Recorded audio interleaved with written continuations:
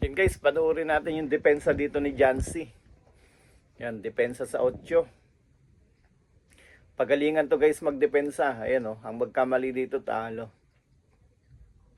Yan, para sa mga baguhan guys, oh, yan, ganyan ang placing niyan. Oh, di ba?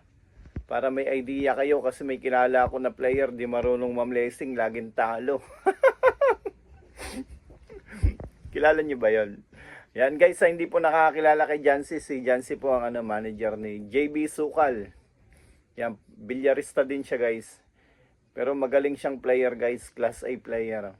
Yan, sana makalaro na po siya sa international. Yan, tingnan natin guys yung depensa ni Jancy. Kalaban niya dito si Parago. Magaling dito guys si Parago. Ano lang talaga, paswerte yan sa bola. Yan, tingnan natin guys yung depensahan nilang dalawa. Ang magkamali talo. Yan, point, dinoblete. Uy, wala na, bumenta. Hindi pumasok. Kaubos na to guys. Pag ganito ang player ko guys, ang gagawin ko dito, itataya ko yung lolo at lolo ko nang dumami. Hindi, joke lang guys. Okay, good vibes lang. Huwag kalimutan mag-comment, like, and share. Follow.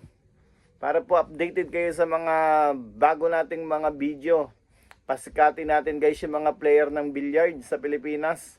Marami tayong magagaling na player sa Pilipinas guys. Ayan oh. Last ball na naman.